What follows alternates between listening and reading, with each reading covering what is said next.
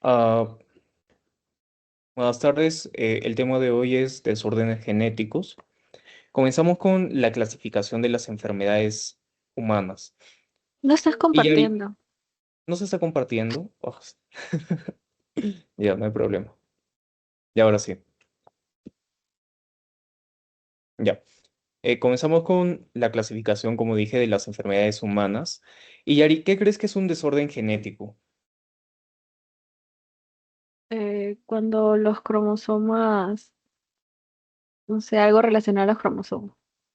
Sí, o sea, son errores o bueno, son afecciones más que todo que pueden llegar a alterar nuestro genoma, ¿no? Afecciones que van a cambiar la forma en la que funcionamos porque justamente en el genoma está nuestro código.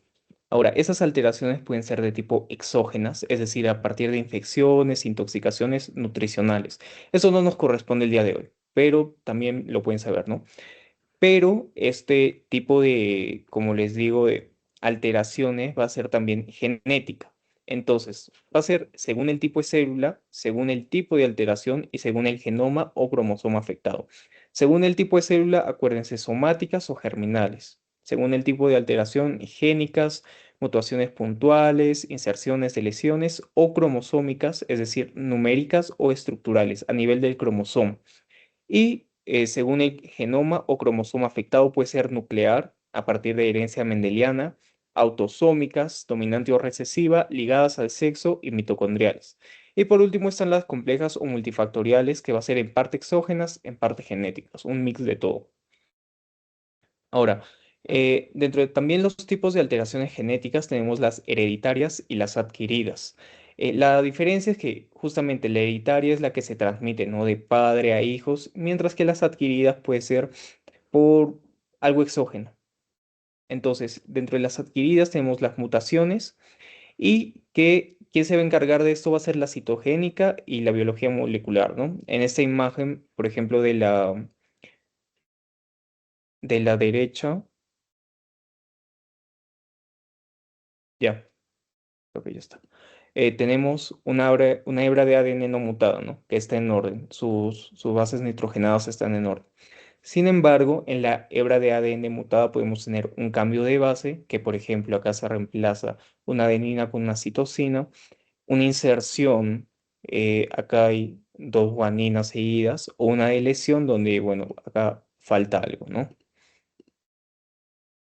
Ahora, citogenética. Flavia, ¿sabes qué es la citogenética? Es el estudio de las células, pero más que todo genéticamente, creo. Sí, o sea, va a ser el estudio de los genes y de las afecciones que los pueden llegar a alterar, ¿no? Entonces, primero tenemos el cariotipo, como les pregunté en su pretest. El cariotipo nos va a permitir tener o poder observar, ¿no? Los cromosomas. Entonces, una vez que se hace el cariotipo, van a salir 7 grupos. El A, que va a tener 3, el B2, C6, D3, E3, F2 y G2, respectivamente. Ahora, los cromosomas se pueden clasificar de esta forma o también respecto a la relación con el centrómero. Este es el centrómero. Entonces pueden ser metacéntricos, donde el cromosoma está dividido en dos partes iguales a partir del centrómero. El submetacéntrico, donde uno de los extremos está más cerca del centrómero. El acrocéntrico, que por ejemplo presenta sus satélites. Y el telocéntrico, ¿no? Que acá ya vemos que ya no tiene esta otra parte. Ahora, el procedimiento del cariotipo no es necesario, creo que se lo sepan, pero es importante, ¿no? También como médicos, por ejemplo, acá nos explican, ¿no? Que se agrega un tejido y se hace crecer, se incuba por alrededor de 2 a 3 días, se agregan químicos para detener la mitosis en la metafase. Y Yari, ¿sabes qué químico se agrega? No. La colchicina. Se agrega colchicina y se detiene la mitosis. Luego se transfiere las células a un tubo y se centrifugan. se transfiere el tubo y con fixante y se pone las células, ¿no? en el microscopio donde se observan y ya se separan los cromosomas. Y acá tenemos nuestra imagen, ¿no? de nuestro cariotipo. Uno, 2, 3, 4, tenemos 22 cromosomas y a los cromosomas sexuales, el X y el Y. Ahora vamos a tener las cromosomopatías. ¿Qué nos dice?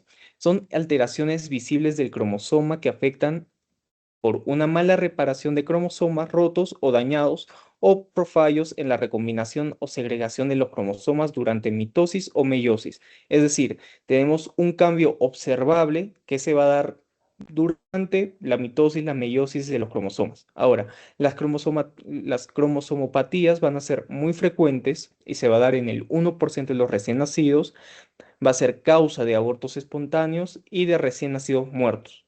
Entonces, ¿a partir de qué técnicas se puede observar? Técnicas de bandeo cromosómico, el FISH. Y tenemos, por ejemplo, la poliploidía o la neuploidía. En la poliploidía tenemos la triploidía, como el XXX, el XXY, el XYY. Y la causa va a ser que, por ejemplo, dos espermatozoides se unieron al óvulo o un fallo en la primera división cigótica.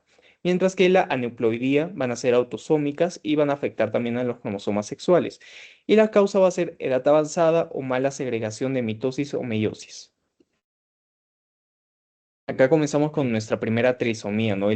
El más común o el que más solemos reconocer va a ser la trisomía 21 de síndrome de Down, que va a ser un 47XX o 47XY.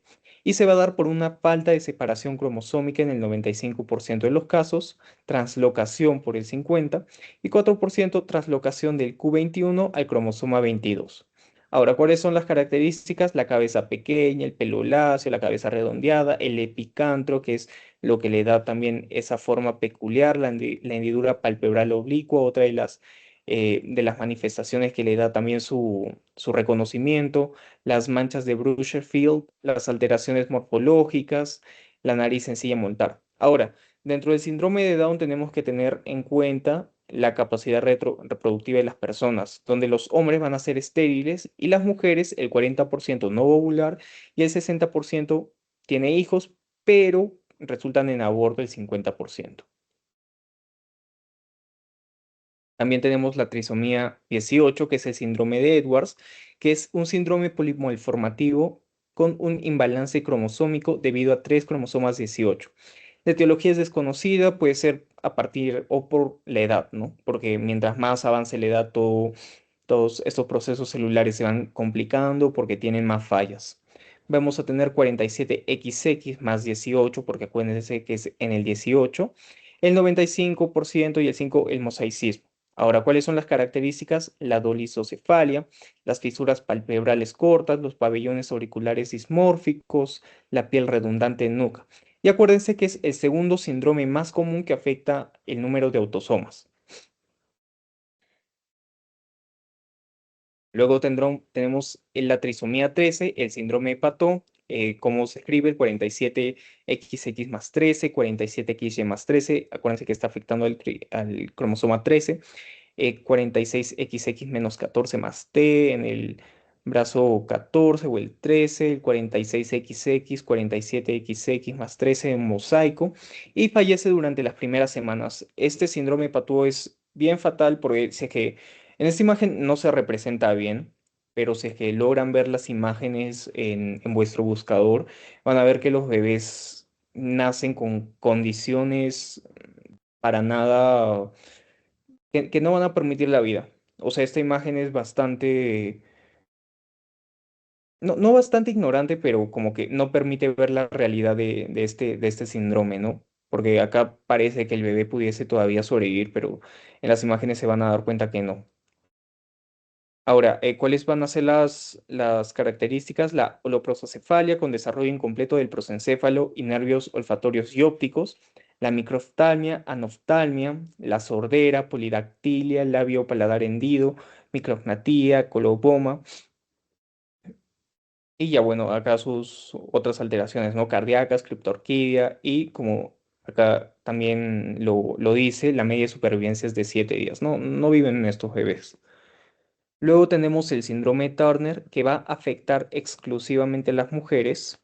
Va a ser 45X, 45% del 45X, 46XX, el 30 al 40%, 45X, 46XY, y va a ser un mosaicismo ligado a la placenta, una lesión del brazo petit, y 46X con su Q10, ¿no? Un isocromosoma del brazo largo. Ahora, las características va a ser las mujeres, o sea, que es de mujeres, típico de mujeres, solo se presenta en ellas, una talla corta proporcionada, infantilismo sexual, disgenia ovárica, cara triangular, orejas con rotación en sentido posterior, membrana ancha en cuello, tórax ancho en forma de escudo, linfedema de manos y pies. Y por último, el síndrome, no, no es el último, creo, no faltaba, el síndrome de Klinefelter. Bueno, va a ser 46XY, 47XXY, va a tener una clínica más leve acá, un 47XXY, 48X. El 15% son mosaicos y se va a presentar sobre todo un hipogonadismo masculino, cuando hay, por ejemplo, dos cromosomas X y uno o más cromosomas Y, por ejemplo, en este caso, ¿no? La mayoría son 47XXY, hay una disyunción de cromosomas sexuales durante la meiosis, pueden ser por una edad avanzada de la madre, una historia de irradiación de cualquier progenitor, y el cromosoma X extra puede ser materno o paterno. Acá vemos las características del Klinefelter, ¿no? Poco vello facial, musculatura poco desarrollada, pecho desarrollado, piernas largas, testículos pequeños, tronco corto y hombros estrechos. Y el síndrome XYY, que va a tener adicionalmente un Y más, que va a tener, por ejemplo, brazos y piernas largas con retraso mental, dismorfia facial, hipogonadismo, rara fertilidad, daño intelectual severo, lo mismo, ¿no? Acá retardo mental. En la histología se va a poder ver una hialinización de los tulis, células de Leydig prominentes en el espacio intersticial y atrofia testicular. Acá la atrofia, ¿no? Los testículos pequeños, un pubis femenino, unas caderas anchas, un tejido mamario agrandado, problemas de aprendizaje, poco vello facial y extremidades largas. ¿Ya? ¿Alguna duda de estos síndromes? Ya. Luego pasamos a las alteraciones estructurales que van a ser causadas por la reparación defectuosa de roturas en el ADN o fallos en la recombinación. Por ejemplo, la de lesión, traslocación, la inversión, duplicación. Ahora, la lesión va a ser causada por una rotura cromosómica con la siguiente pérdida del material. Por ejemplo, en la fibrosis quística, el 46XY, hay una lesión del cuarto cromosoma en el brazo petit 16, ¿no? En la zona 16. Por ejemplo, puede ser terminal una rotura, que hay una pérdida en el extremo, o intersticial dos roturas, pérdidas del material genético. Luego, traslocación, que es lo que sucede en el patón. Hay un intercambio de material genético entre cromosomas no homólogos. Es una de las más frecuentes, se da una de cada 500 individuos. Se desplaza un segmento del cromosoma a un nuevo lugar en el genoma. No hay pérdida o ganancia de la información genética, solo hay reordenación del material genético. Es decir, de este cromosoma va a pasar a este otro cromosoma y como dice, no se pierde el material genético, pero está en sitios donde no debería estar.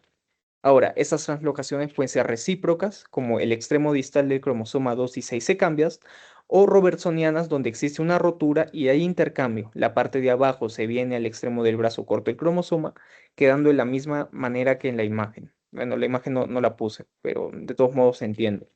Luego hay una inversión, que es el resultado de una rotura o de dos roturas en el cromosoma, seguido de la reinserción del fragmento perdido en su lugar original, pero en orden invertido. Acuérdense lo que acá teníamos la inversión, ¿no? No está acá la inversión, pero acá lo puedo explicar. Por ejemplo, se rompe esta parte, pero se coloca al revés, ¿no? Por ejemplo, acá podría ser un T, A, C.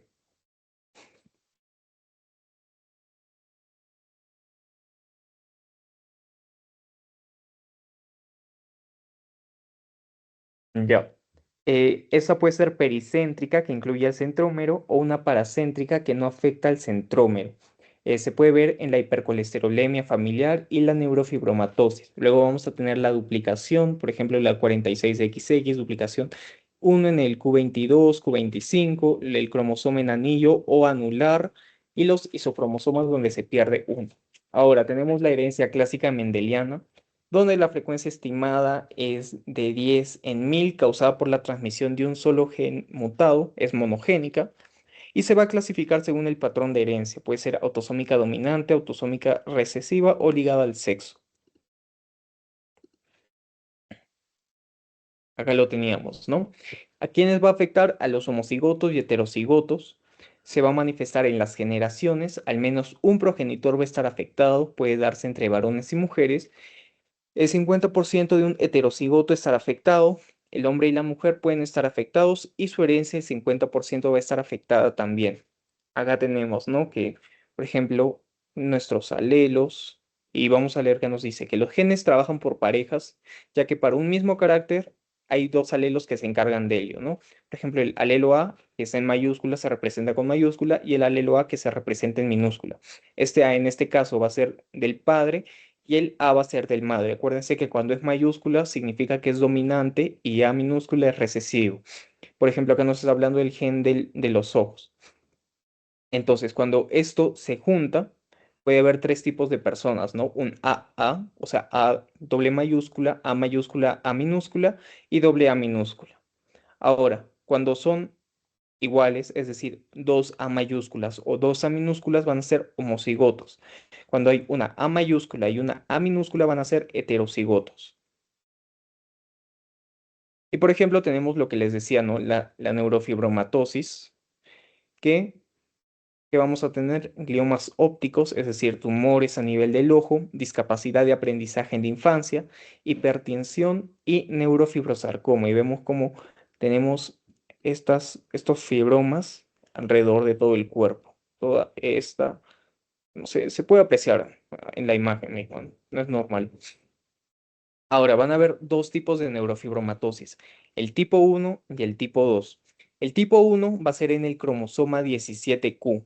Más que todo, chicos, no, estas cosas como que esta parte sí es importante, pero de estos temas también se tienen que aprender como estas cosas, o sea, es lo más relevante que va a haber, porque nos indica, por ejemplo, el tipo de neurofibromatosis. No creo que te vayan a preguntar, por ejemplo, es una diferencia entre el tipo 1 de neurofibromatosis 1 y 2 y te ponen macrocefalia o leve retraso en el desarrollo, ¿no? Te van a preguntar más el cromosoma 17 y el cromosoma 22. Por eso, por esta parte, no se preocupen tanto, pero igual siempre léanlo porque es importante saberlo todo eso. Entonces, el neurofibromatosis tipo 1 va a ser en el cromosoma 17Q, que nos dice que va a ser frecuente en uno dentro de 3000 individuos. Se va a diagnosticar con 6 manchas café con leche en la piel al menos a 1 centímetro de diámetro, que aparece en la infancia hasta la pubertad.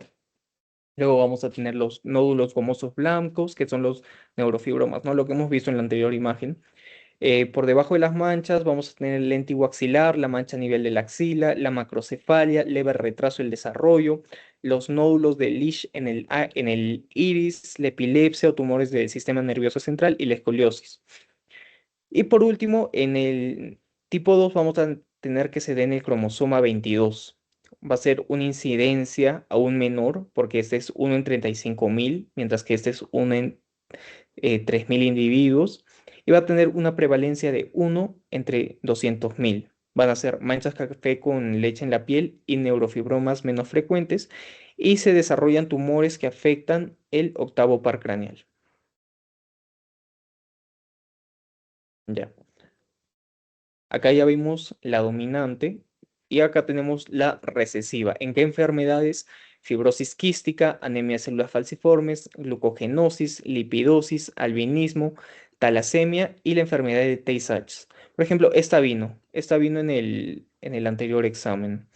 Ojalá no me quemen los doctores por haber dicho esto, pero no importa.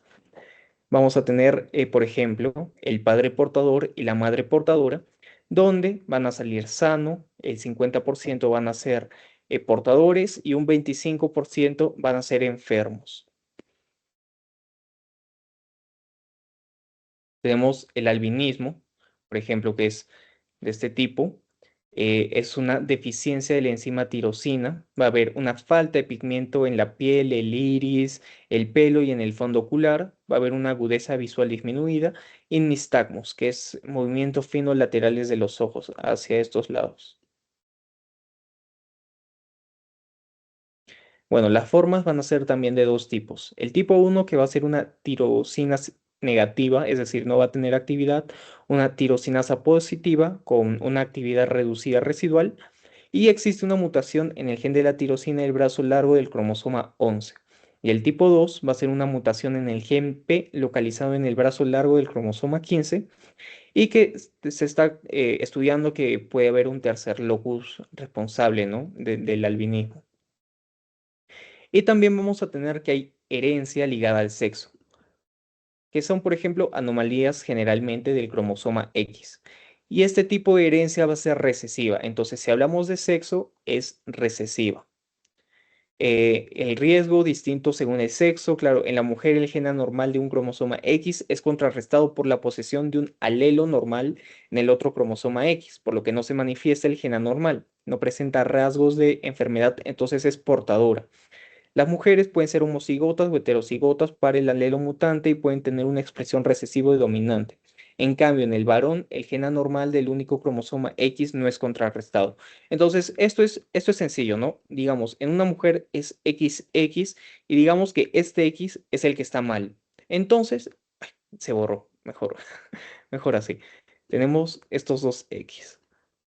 Este X es el que está enfermo, pero por suerte vamos a tener al otro X que se va a encargar, ¿no? Aún hay solución. En cambio, en un varón, que somos XY, si este pedazo está mal, el Y no lo puede solucionar, entonces se va a presentar, ¿no? Y es lo mismo que nos dice en la imagen de la derecha, que la madre portadora va a ser normal, el padre normal va a tener un 50 posibilidad de varón afectado o de varón normal, 100% de probabilidad de niñas normales, por lo mismo que les explico, ¿no? Porque las X van a servir como apoyo, entre comillas. El, ¿Qué más nos dice? Y hay las enfermedades, ¿no? La hemofilia, el Leishman, lo que ya les he mostrado. Luego vamos a tener enfermedades de lactancia e infancia, pero espérense, antes ya vamos a preguntarles algo en general. Mm, Esto ya hemos visto. Y Yari, ¿cuántos cromosomas tenemos? 46, 20, no sé, 46. A sí, está bien. Ya. Ah, Flavia, ¿cuál es la clasificación de los cromosomas respecto al... A ver, claro que está, ¿no? Respecto a... ay, me pasé. Respecto a su centrómero. Ya, metacéntrico cuando está al medio, de ahí submetacéntrico cuando está un poquito más arriba de los Ujú. extremos, de ahí venía el acrocéntrico que está ya a punto de llegar y el último ¿Y cuál es la característica del, talacéntrico. del acrocéntrico? Este, bueno, bueno, está el centrómetro a punto de llegar a los extremos, pero el brazo puede ser uno muy corto y uno muy largo, es lo que apunté. Sí, pero también algo importante es que estos van a presentar sus satélites. Creo que no lo Ah, verdad. mencioné, no llegué a mencionarlo, sí, bueno, pero van a presentar sus satélites. Y ahí el telocéntrico, ¿no? El que faltaba. Mm, ya me les voy a preguntar esto. Ya, y Ari, dame tres ejemplos de trisomías. El síndrome de Down, el síndrome de Turner y el síndrome de XY. No, de trisomías, de trisomías. Ahí ya Ah, te lo soplaron. ¿qué? Trisomías. La trisomía, trisomía 21, trisomía 17. No, 18. 18, 18, Edwards. Ya. Y La 13, ¿no? De Pato. Mm, ya. Ya, Flavia, ¿cuáles son los tipos de alteraciones estructurales? Estructurales. Espera, ¿no, Ujú. no serían las sexuales? Yo apunté eso. ¿O es lo mismo? ¿Textuales? Sí, que era la de Kinelfer, de... No, acá las estructurales, las estructurales. Ah, ya, perdón, de lesión, translocación, inversión, ay, no me acuerdo más, pero sí, Ya esas, está ¿no? bien. Explícame los que sepas. Ah, ya, pues, por ejemplo, la translocación, dijiste porque una adenina, por ejemplo, se pase a otro lugar. La inversión Ujú. es cuando, O sea, en el también había una que estructural, reemplazaba, el ejemplo era así, pero es más que todo un segmento del cromosoma, o sea, no solo una base nitrogenada, sino claro. una parte del cromosoma pasa a otro, ¿no? Hay que tener eso también claro. Más que todo, esto es estructural, entonces no es tanto respecto a la adenina o guanina. O sea, sé que el ejemplo fue así como lo di, pero más que todo esto se da en los cromosomas, ¿no? Digamos, ah, no está dibujando bien. Digamos, tenemos acá nuestro cromosoma. Entonces, la alteración va a ser más macroscópica, va a ser estructural, va a ser de este segmento o de este otro segmento, no tanto a nivel ya molecular. ¿Ok? Eso está claro, ¿no? Ya. Mm,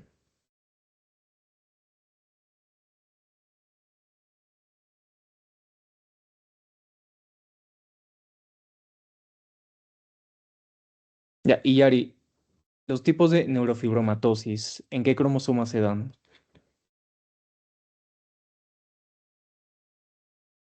En el 17 Ajá. y el 22. Ya, perfecto, perfecto. Eso acuérdense, chicos, como los tipos. Ese tema sí lo van a tener que repasar bastante porque es bien largo. Y léanselo en el libro también. El albinismo, ya esto lo acabamos de ver. Ya, y ahora vamos a tener enfermedades de lactancia e infancia.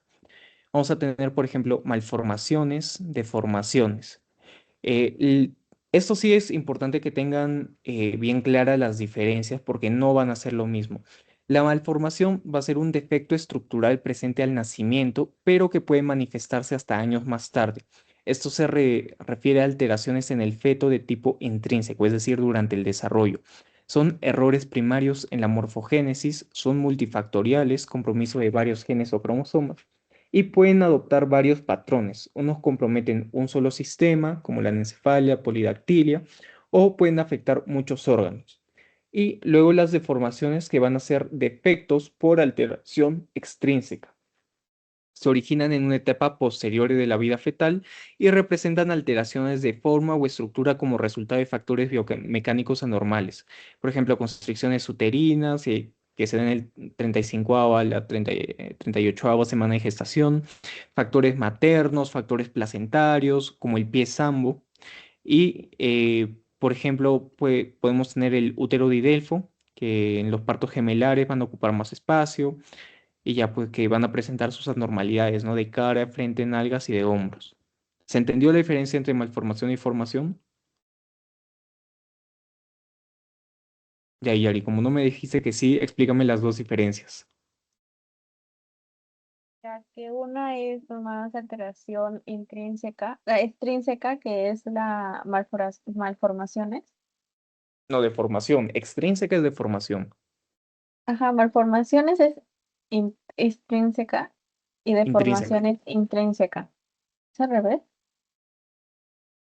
A ver, deformación es extrínseca y malformación intrínseca. ¿Por qué? Ah, Porque la malformación se va a dar durante el desarrollo. Como bien dice su nombre, algo se ha formado de manera incorrecta, mal formado. En cambio, la deformación es algo que viene después, ya sea por eh, descuido de la madre o por algún factor fisiológico que va a alterar la correcta formación del feto. Entonces, no es algo mismo del feto, es algo más que lo está afectando, ¿no? Como acá lo decía, por ejemplo, el útero de Delfo en los partos gemelares van a presentar o los partos gemelares, por ejemplo, van a presentar anormalidades, ¿no? Cara, frente, nalgas, hombros.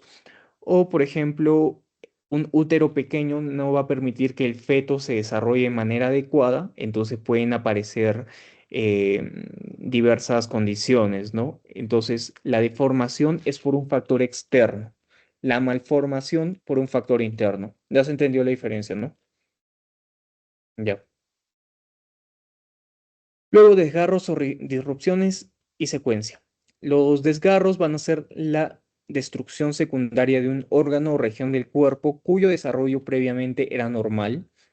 Por ejemplo, la alteración extrínseca en un feto con un desarrollo normal. Las bandas amnióticas producidas por rotura del amnios, a partir de la cual se desprenden finas bandas llamadas bridas o bandas amnióticas, van a envolver a la extremidad del feto, produciendo amputaciones. No van a ser hereditarias y, por ejemplo, vamos a tener también la disrupción de la morfogénesis.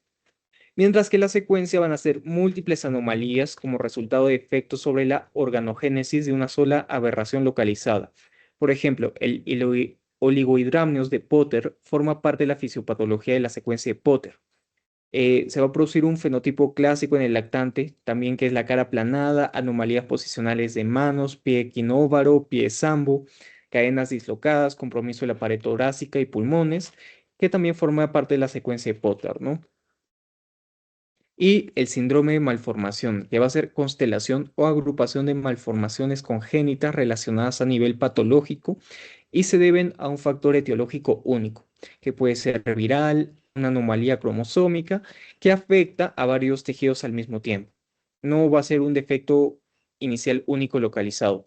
Por ejemplo, la trisomía 21, ¿no? Lo que ya hemos visto, en donde se ve la fase característica con alteraciones faciales, cardíacas, estenosis duodenal, todo esto en conjunto debido a una anomalía cromosómica. Entonces, a partir de esto va a salir esto, esto y otro esto. ¿Ok? Ya. También estos términos. ¿Qué pasó, Flavia? Disculpa, tengo una pregunta. Dime. ¿El desgarro o disrupción se da por la destrucción de un órgano o por qué se daba? ¿Se destruye el órgano por qué o por qué se daba? No entendí muy bien, disculpa. O sea, sino como acá está el ejemplo, por ejemplo, ya se tenía el bebé desarrollado. No, ahora no me deja dibujar, perfecto. Se tenía el bebé desarrollado, ¿no? Pero como lo dice, por ejemplo, hay una ruptura del amnios y se desprenden las bridas, ¿no? Y terminan amputando al feto. Entonces, son, son desgarros, son roturas a nivel del feto, pero van a ser secundarias. O sea, no va a ser a partir de un defecto intrínseco del feto. ¿Ya? Pero se parece también a la deformación, pero no es lo mismo, porque acá disrupción está diciendo que se separa, ¿no? Por ejemplo. Y esos términos también se los tienen que conocer, porque también los han preguntado, ¿no? La agenesia, la atresia, aplasia, hipoplasia. Agenesia va a ser la ausencia completa de un órgano. Agenesia pulmonar, por ejemplo, uno de los dos pulmones nunca aparece. Atresia va a ser la falta de abertura de una víscera hueca o un conducto. Atresia esofágica, que el esófago no continúa, sino termina en una especie de espacio cerrado que no termina conectando con el resto del esófago. Luego la aplasia, que va a ser la ausencia o desarrollo incompleto de un órgano. Aplasia química relacionada con trastornos inmunológicos. Y la hipoplasia, que el órgano está presente pero no se desarrolla. A ver, Iyari, ya, explícame la diferencia entre agenesia y aplasia. Agenesia, que es la ausencia del órgano, y la aplasia, que es la ausencia del desarrollo. O Perfecto. sea, el órgano que un pulmón. Así explicaste, ¿verdad? Ajá. Perdón, ¿qué dije?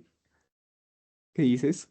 De que le falta un pulmón, Sí, de la claro, esa es agenesia. la agenesia, jaja. Te escuché decir aplasia y me confundí. Y ya, pues la aplasia es el desarrollo incompleto más que todo. La hipoplasia es que el órgano está presente pero no se desarrolla y ya la atresia es lo que les dije. Esto apréndaselo bien, bien, bien, porque uno dice, sí, ya entendí, pero cuando te lo preguntan hacia la seca y después te confunde un poco. Y acá tenemos la patogénesis de la malformación. Vamos a tener un primer momento que es el de la agresión prenatal. Durante el periodo embrionario, que van a ser las primeras 9 semanas del embarazo, el periodo embrionario temprano, las primeras 2 semanas, puede haber un aborto del embrión o la muerte. También se puede recuperar sin efectos en el desarrollo entre la treceava y novena semana, tercera, perdón, y novena semana, el embrión muy susceptible a teratógenos, entre la cuarta y la quinta, la organogénesis. Y el tercero, el periodo fetal, que va a ser hasta el nacimiento. El crecimiento y la maduración de órganos, donde puede haber un retraso en crecimiento y lesión de órganos ya formados. Entonces, tenemos este primer momento hasta acá, este segundo momento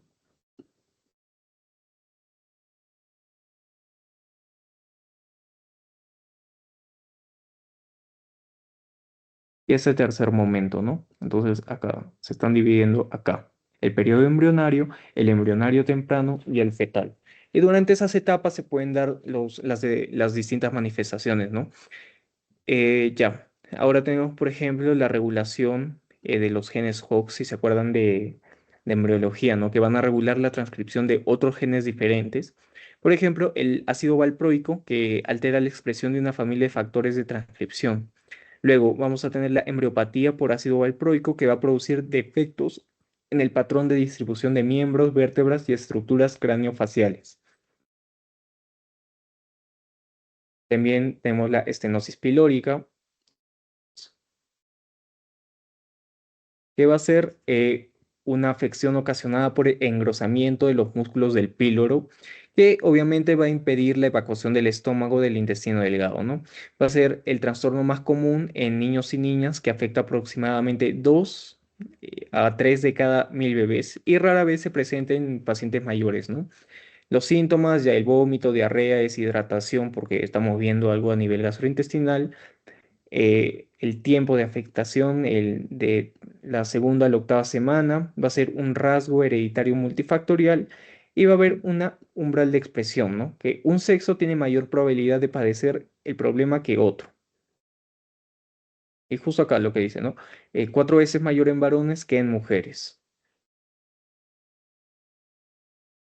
Eh, También vamos a tener los trastornos de la prematuridad, que significa una edad gestacional inferior a 37 semanas, que va a ser la segunda causa más frecuente de mortalidad neonatal. La rotura prematura de la membrana placentaria, infección intrauterina, malformación estructural, gestación múltiple, enfermedad de la membrana hialina, enterocolitis necrotizante, sepsis, hemorragia intraventricular y complicaciones a largo plazo. También tenemos el crecimiento fetal retrasado, que van a ser cuando los lactantes pesan de 2,5 kilogramos y nacen a término, con creciente defectuoso en vez de ser inmaduros. Se detecta antes del parto con ecografías por la longitud del fémur, diámetro biparietal, el perímetro craneal, el perímetro abdominal, el cociente entre perímetro cefálico y abdominal. Y sus factores, ¿no? Los fetales, por ejemplo, trastornos cromosómicos, ahí tenemos las triplodías, trisomías, más trisomías, de lesiones, traslocaciones, infecciones, un crecimiento proporcionado, una insuficiencia de útero, placentaria, alteraciones vasculares umbilicales, desprendimiento de placenta, placenta múltiple, mosaicismo ligado a la placenta, mutación en el trofoblasto, perdón, en divisiones o células progenitoras, y los maternos también la preeclampsia, hipertensión crónica, trombofilias hereditarias, abuso materno de narcótico, tabaquismo. Y por ejemplo, el mosaicismo quiere decir que hay una célula, un solo tipo de célula, ¿no? Luego vamos a tener el síndrome. Ay, ya, no me deja pasar. Sí se ve, porque se ha puesto negro esto. A ver, esperen, chicos.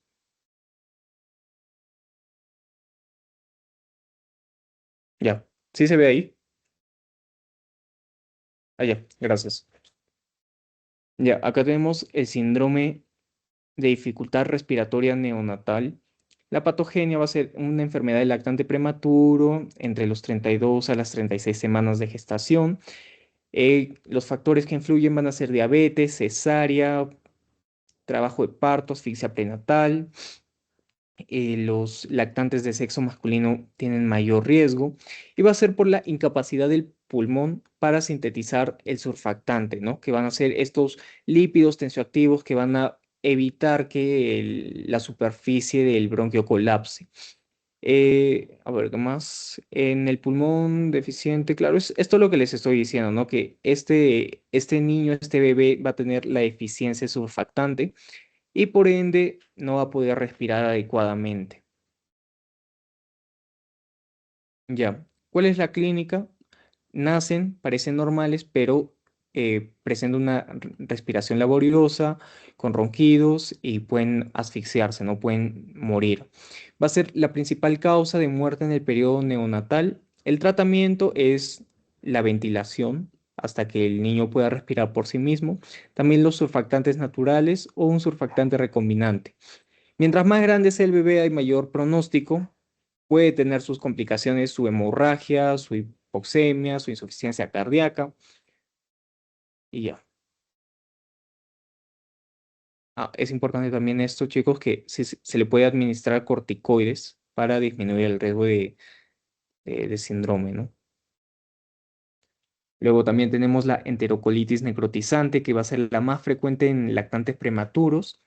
Va a ser multifactorial, vamos a tener los mediadores inflamatorios que van a aumentar la permeabilidad de la mucosa. Vamos a tener también heces sanguinolientas, distensión abdominal y colapso circulatorio. Infecciones perinatales que pueden contraerse por qué infecciones ascendentes o transcervicales o infecciones hematógenas o transplacentarias. Es decir, las ascendentes quiere decir que se contraen en el útero o durante el nacimiento, mientras que las hematógenas o transplacentarias, o sea, se contraen por virus, parásitos, bacterias, por ejemplo, a través de vellosidades coriónicas. Estos son más ejemplos de hematógenas o transplacentarias. La rubiola, que ya está casi eliminada. La exposición, la edad, la exposición es importante. ¿Qué más? También es incidente para las malformaciones, ¿no? Acá también nos dice que se reduce 50% en el primer mes de gestación, el 20% más en el segundo y 7% en el tercero. También vamos a tener errores congénitos a nivel del metabolismo, como la fibrosis quística o mucovidosis, que va a ser la enfermedad genética más letal, va a ser un defecto en el proceso secretorio de todas las glándulas exocrinas. Nos va a dar una infección pulmonar recurrente y crónica, insuficiencia pancreática. La patogenia va a ser a nivel del transporte de los iones de cloro por los epitelios, ¿no? Porque normalmente las proteínas transmembrana forman canales de cloro. Ahora, hay dos tipos de canales de cloros, los dependientes de AMP cíclico, o bueno, acá no he puesto los otros, creo. Claro, los reguladores de conductancia transmembranas, ¿no? Ahora, van a haber errores en sus cromosomas que van a evitar que funcionen bien. Ahora, el diagnóstico, ¿cuál va a ser? Datos clínicos, anomalías bioquímicas del sudor. No va a haber un diagnóstico prenatal, solo se detectan portadores de la mutación más común. Y el tratamiento va a ser para el sintomático, ¿no? Y geneterapia más que todo. Acá está, el defecto en el canal de cloro mutado, va a haber una secreción de efectos de cloro dependiente de AMP, va a haber una mayor viscosidad de las secreciones en las vías aéreas y por ende una depuración deficiente en las secreciones, luego por consiguiente una obstrucción de las vías aéreas, infección bacteriana crónica, ingreso de neutrófilos, liberación de lactasa, ADN y mediadores inflamatorios. Y ya eso nos va a llevar a la bronquiectasia. También tenemos el síndrome de muerte súbita del lactante, que se va a definir como la muerte súbita de un lactante menor de un año que no consigue explicarse tras una investigación exhaustiva del caso. La investigación debe incluir una necropsia completa, valoración del lugar de la muerte y revisión de la historia clínica. Entonces, es un cuadro de causa desconocida, suele morirse durante el sueño. A veces, por ejemplo, se da esta muerte en posición prona o muerte en cuna. Estos casos no pueden tener o no aparentan tener una causa anatómica o bioquímica que se revele en la necropsia. Y bueno, que estos bebés mueren generalmente, o sea, sin explicación alguna. Y en la necropsia no suele salir cuál es la causa de muerte, ¿no? Por eso es muerte súbita, muerte de repente. Acá tenemos la patogenia, es un modelo triple riesgo, el lactante vulnerable, el periodo de desarrollo crítico para el control y el factor estresante exógeno. Acá tenemos que lo mismo, ¿no? La necropsia nos permite descartar otras causas de muerte inesperadas, como infecciones no sospechadas, malformaciones congénitas o trastornos genéticos cuya presencia excluye el diagnóstico. Y eso es todo por la clase de hoy, chicos. Muchas gracias. Esperen.